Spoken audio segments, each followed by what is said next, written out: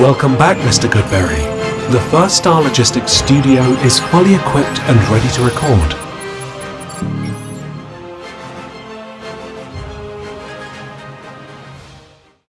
Welcome back to Bengals on the Brain, presented by First Star Logistics. I'm your host, Joe Goodberry, and in episode 110 already, we're preparing for week 2 of the preseason. The Bengals will take on the Chicago Bears at 1 o'clock in Chicago, and the Bengals left Cincinnati to go practice in rainy Chicago and had to practice outdoors, and we've got some updates from that event as it's going to change the course of the Bengals season. Not huge injuries, but injuries to talk about as it's going to shape the 53-man roster, maybe elevate some other battles and highlight some other players.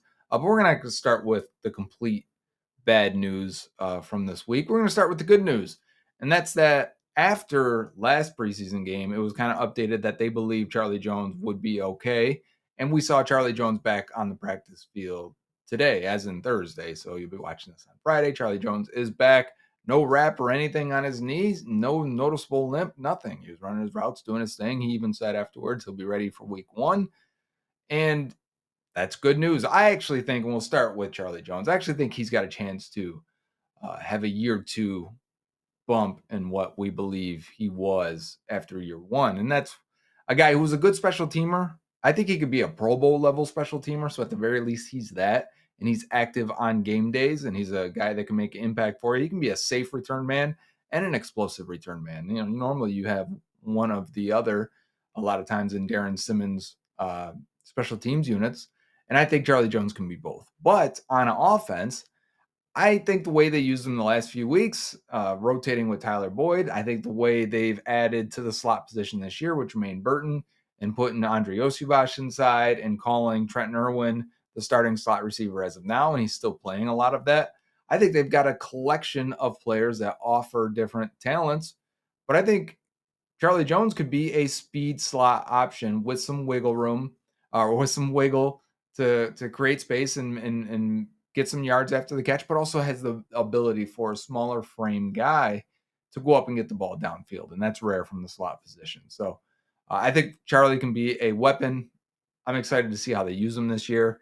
And because he's the return man, he's going to be active. And I said this during the preseason game when Jermaine Burton wasn't out on the field right away. I said, hey, he's out there in the fourth quarter. That may mean he's behind Jamar Chase, T. Higgins, Trenton Irwin, Charlie Jones is a return man. He's going to be active. And Andre Osubach, who's playing a ton in the slot and may be considered the wide receiver 3 for the majority of this season.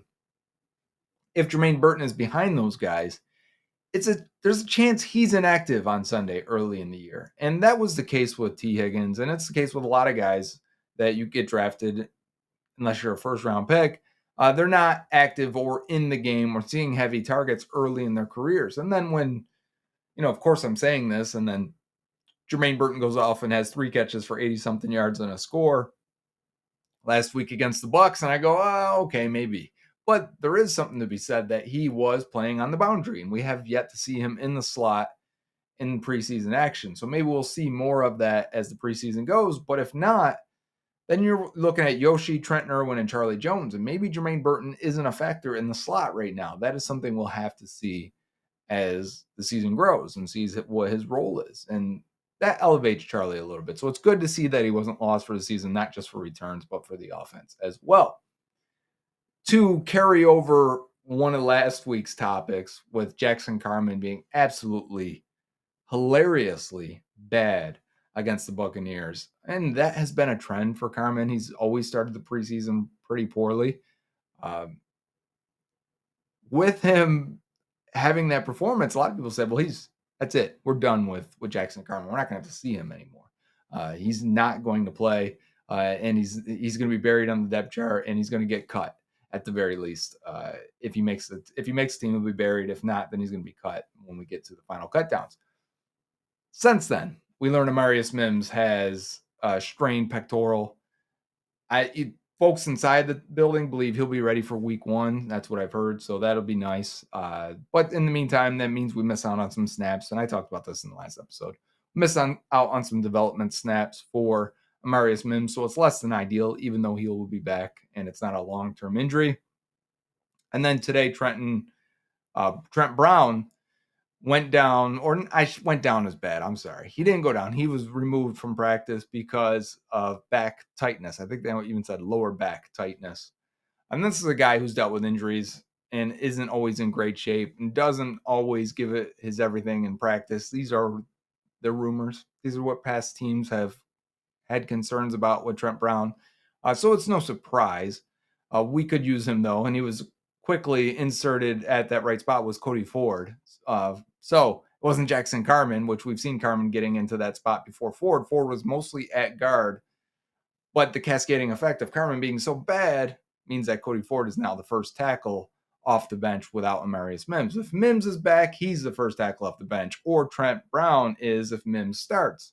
So you need these guys to stay healthy, at least one of them, to save us from seeing Cody Ford out there and then Jackson Carman. But then the other thing is we've been waiting on Deontay Smith to return to the practice field. He did this week. He didn't play in that first preseason game. And then in rainy Chicago on Thursday, he went down and had to be carted off. As of recording this, we do not have word on the injury, but it sounded from reporters there that it was very serious, and the way the reaction was, and so the severity of it and the seriousness that everyone took it with indicates let's hold our breath for that. But we don't know if Deontay Smith would have made the roster. Still, it's a bummer for him to not be able to compete for that final spot because, I mean, there's no reason why he would be worse than Jackson Carman, right? So I would have liked to have seen him and seen what he could do in this, what is it now, the fourth year going into for him as well. So I would have liked to have seen it. Another guy from the same draft class, so it was Jackson Carman, Deontay Smith, and then Trey Hill.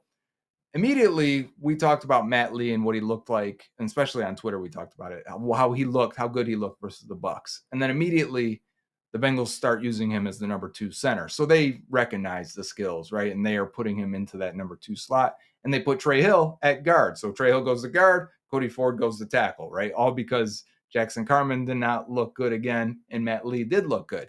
So all of these move down. The shuffle continues on the offensive line. That could be a good thing for center. You could get better there. And I actually think Trey Hill would make a better guard. So if Cody Ford replaces Jackson Carman, if Trey Hill replaces Cody Ford, and Matt Lee replaces Trey Hill, I think that could be a better offensive line. It stinks to not have Mims and Deontay Smith. Smith maybe potentially for the year. Mims will be back eventually. And then Trent Brown being up and down. We'll see him eventually. He will get it right. But again, if he plays over 500 snaps, that would be a lot for him, what he normally does in a season. So things to keep an eye on. Other injury news from Thursday's practice, and I think this one maybe has the biggest impact, probably a similar impact to a Charlie Jones potential injury or scare for a week there. Chris Evans, the running back / return man / special teamer, 4th running back for the team now going into year 4. So again, a lot of these guys from that same draft class that we're talking about, moving up and down the depth chart finally. Chris Evans tore his patella tendon in his knee, and he will miss the remainder of the 2024 season. This, again, in his 4th year. This is a contract year for him. While we weren't sure if he would ever make the roster, if they were looking to replace him, if they were looking to upgrade from that position, it did seem like somebody the locker room liked. It did seem like somebody that always showed enough in preseason to warrant a roster spot again. But what this means is, number one, you're missing a potential kick return man, missing a special teamer, and a guy that, it's funny because I watched a 2021 game. What was it? The Lions game. And Chris Evans had 2 big plays. One really big play, the touchdown down the left sideline. And then he had another play later in the game that I was like, you know what? There was a time we thought Chris Evans could help this team. And it never really blossomed, right? But on special teams, he was an asset and could return every once in a while. So when Charlie Jones was down and then you hear Chris Evans, it was like, ooh, they're really it's going to be tight. What do you want? Travion Williams running what's he run, a 4.8 at this point, returning? I don't want that. And the running back position in general, I think, is not very deep for the Bengals. Not only are they trusting 2 relative unknowns or inexperienced guys at the top 2, Travion Williams at 3, Chris Evans at 4, just is not a strong depth chart when you look around the league. And I always thought it could be in position to, whether it be find a way to bring some JP Ryan back, whether it's via trade or wait till the cut down day, or just scour the waiver wire when cut downs happen. And that's usually a position you can pick up. Some teams have 4 or 5 running backs, and some teams only keep 3 running backs. And while the Bengals traditionally always keep 4, they usually have 4 quality. And it's the last couple of years when they've kept 4. And I'm like, yeah, I don't know if Chris Evans or Travion Williams is worth having. It kind of made me think this year, as the tight end group looks so deep, maybe you only go with 3 running backs this year. Is this the year it happens? Because you look at tight end, you say, all right, Gesicki, who caught a touchdown in practice versus the Bears, Tanner Hudson, who continues to make plays and look like he's serviceable at the very least. I don't see how you can cut Tanner Hudson. Drew Sample is their best blocker, and maybe their only wide tight end. I thought they did some with Eric All and Tanner McLaughlin, though, especially McLaughlin in that first preseason game, watching that Bucs game. He was in line quite a few times and was blocking. It was a mixed bag, but that's to be expected for your first game in your NFL career. So all those guys, though, mentioning all those guys, can you keep 5 tight ends? Are you going to cut Tanner McLaughlin? Are you going to cut Tanner Hudson? I think that gets dicey if you're going to do that. If you're going to say we were going to keep Chris Evans over Tanner McLaughlin, I got to say you're crazy. If you're going to say we're going to keep Travion Williams over Tanner Hudson, I think you're nuts. So you've got to figure out the depth and where the best allocation of resources is here in terms of making your team as strong as possible. Drew Sample can play some fullback. We saw Eric All lined up at the H-back spot in the last preseason game. That helps you a little bit. It's not a 1-for-1. It's not a complete trade. But can you balance it that way? And we're going to have a roster projection on this show eventually as we get closer to the end of preseason. We'll have that time in between where we can say, okay, what's our projection for the final roster? And we'll go over when the final roster does happen. And roster is never final, so I don't want to get into that yet. That's a whole spiel that whole speech we'll have when that gets to that point of the final cutdowns. But going into this game, 1:00 Saturday versus the Bears, doesn't sound like we're going to get our starters. Zach Taylor said we're going to get one starter, but he wouldn't say who it was. Okay. Or is it Evan McPherson or is it going to be someone that needs reps? Is it currently Dax Hill, who seems to have maybe given the chance this week to surpass DJ Turner after Dax had a really nice first preseason game against the Bucs? Is that the guy who's going to play? Is it, you tell me at this point, is it Jermaine Pratt? Is it who's your guess? You got to answer this before Saturday, of course, but who's your guess? If there's one starter that needs to play in preseason, who is it? Don't say Joe Burrow, because does he have to play? Maybe that's some of the buzz we're getting from camp over the last week, is that the offense is struggling. Joe Burrow seems to be a little frustrated. He was picked off 3 times. Some reports said 3, some said 2 versus the Chicago Bears. And is that a cause for concern? Now, it was raining and looked like a heavy downpour in a lot of the clips that we did get because Bears PR did not want the media recording and tweeting during practice. Still, some got out there as afterwards and recaps and as Bengals social media put things out. But there's been reports for the last week or so that the defense is getting the best of the offense in Bengals practices. Is that a cause for concern? Are we expecting this defense to be good? I'm undecided. There's been some national analysts recently that have said this could be the worst run defense in the league. And I think that's interesting, but also I'm willing to listen to that argument because you lose DJ Reader. Sam Hubbard hasn't practiced in 3 weeks. He's one of your better run defenders. Cam Sample, one of your best run defenders, is out for the year. And Jesse Bates was one of your best run defenders. You've lost him in the last few years. So last couple of years. So could the run defense be poor? Sure. Did they try and fix it a little bit with Chris Jenkins and McKinley Jackson and keeping Akeem Davis-Gaither and getting Von Bell back and keeping Mike Hilton and sure, and upgrading at corner, I think, and run defense with Dax Hill potentially getting out there? Yeah, you could find ways to get better at run defense. But at the same time, I think the defense is, I'm gonna come back full circle here. That's what I'm trying to do. I think the defense will be fine if the offense is a high output, high octane type offense. If you're scoring points, if you're a fast paced, fast break offense, it's hard for the other team to run the ball consistently and stick to the run at 4.5 yards per carry and all the data shows that if you stick to the run without having a good defense, you're not putting up a lot of points. You're eventually going to get outscored. But if you have a good defense, you can run the ball. The Ravens, all these other teams that we've seen do this. The Titans did this. The Bengals, though, if they're good on offense and they score a lot of points, it's going to be hard for the opponent to stick with the run, if you're following me there. So the reports, should we be alarmed? Should we be concerned that the offense isn't clicking versus this defense? And I'm not so sure I'm ready to get there, especially with Jamar Chase still not reporting to camp. He's there, he's present. Zach Taylor said he's day to day, whatever that means, or they're taking it day by day. Sure.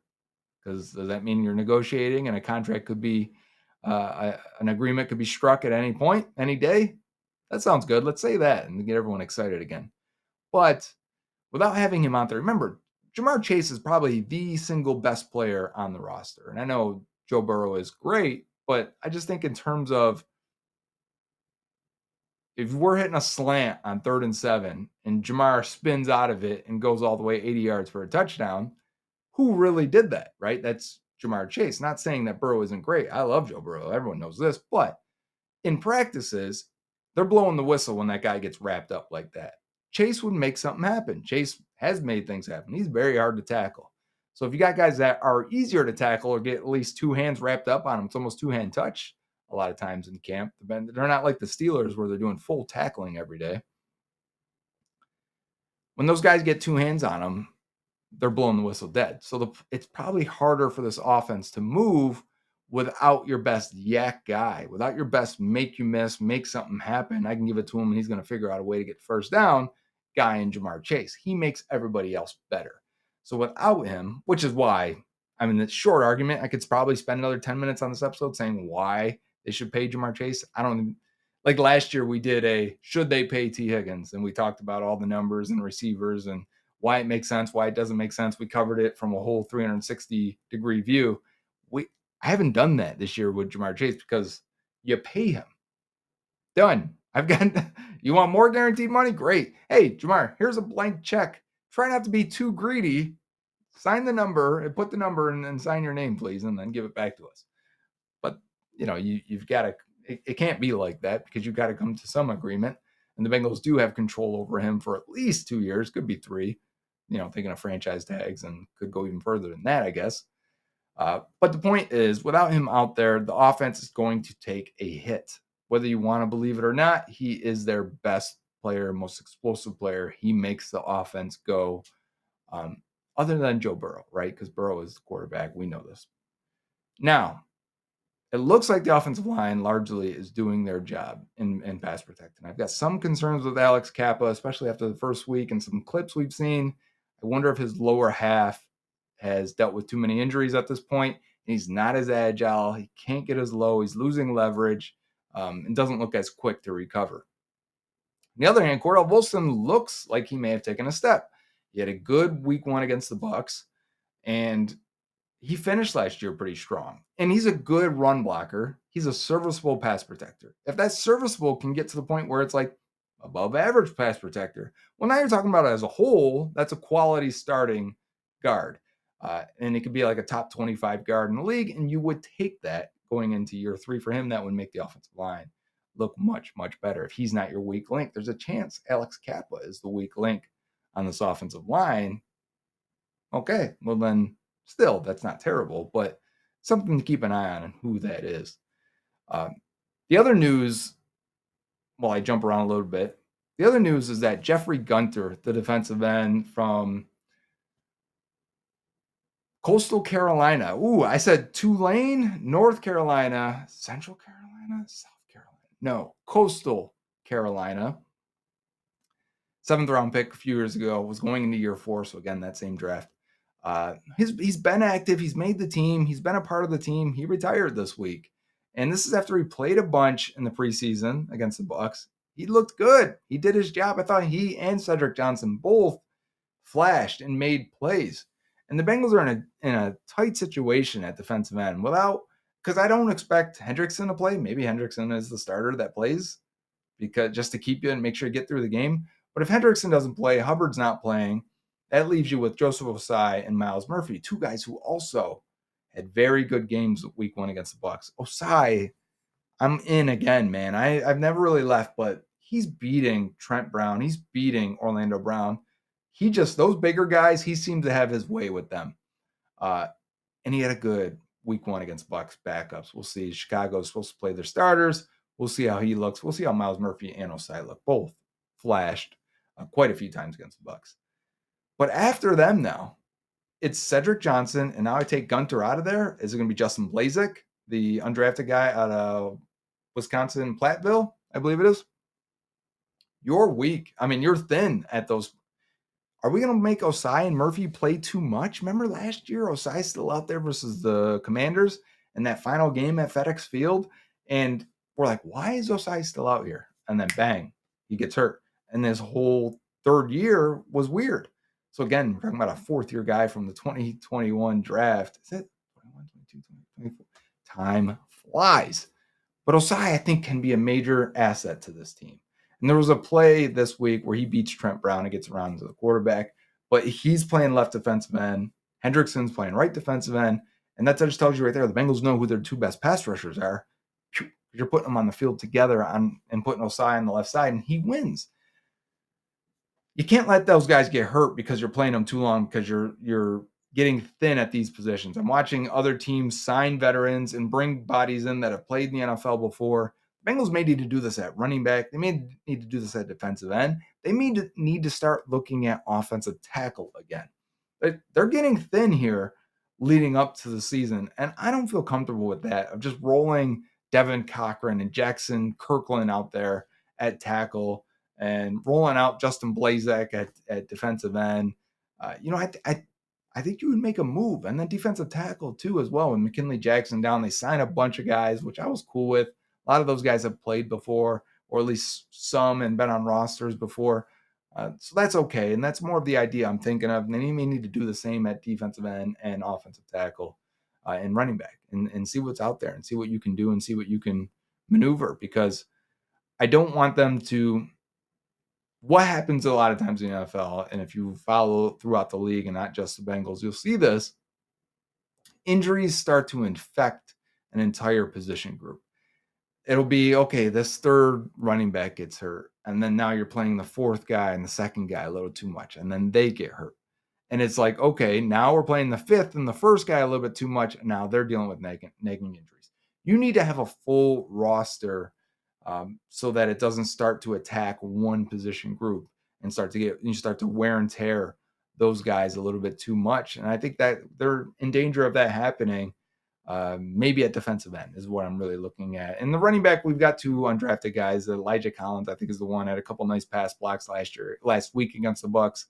I want to see him run more. Hopefully, they're in a position this preseason where they're not just throwing it in the fourth quarter, and we can see these guys run the ball a little bit more and a little bit more effectively. That would be nice. But at defensive tackle, I think we still need to figure out what's hopefully number one. Chris Jenkins takes another step. Let's see if Zach Carter can play better in week 2 in preseason going into year 3, and then get McKinley Jackson back. I think he's going to be the nose tackle. The guy that is interesting to me, to finish this up, I got one more conversation at defensive tackle. The nose tackle spot, if McKinley Jackson is your nose tackle, the guy that replaced him was Travis Bell, the guy they claimed last year from the Falcons halfway through the year. And the guy that they let go in the offseason, signed with the Ravens, I think it was Josh Tupou. He had a really good week 1 of preseason. I was looking at PFF. It was sent to me by Jake Lisco, my buddy.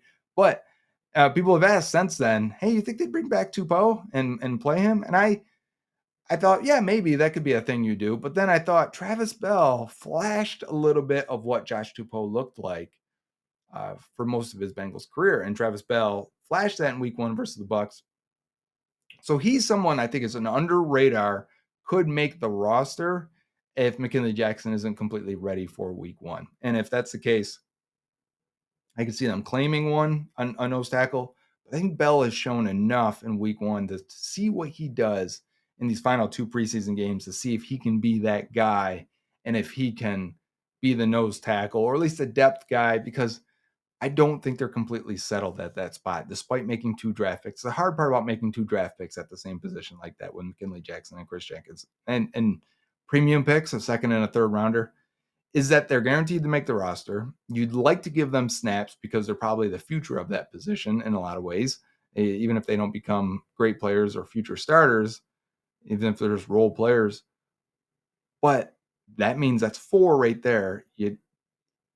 Who's the 5th guy? And you can't keep more than 5 for defensive tackle, not for a team like this. What do you do? How do you get better at that position? That 5th guy has to be able to play a role. So is that Zach Carter? Got to figure out what he does well. And if it's not, is it Travis Bell that can be your nose tackle, and you can figure it out from there? So there's a lot of things to answer going into this week 2 game against the Chicago Bears. As always, I've made my case for why I like preseason.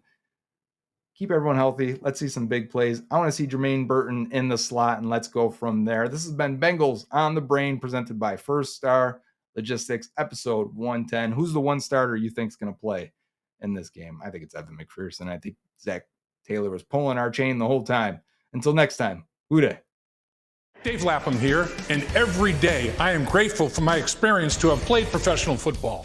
As a player, I realize self-motivation, leadership, and appreciating your teammates are key. At First Star Logistics, you can use those same attributes to create the life you want for you and your family. Build your future by working hard like I did. You'll see results both on and off the field. Call First Star Logistics today and be part of our winning team. Opportunity knocking.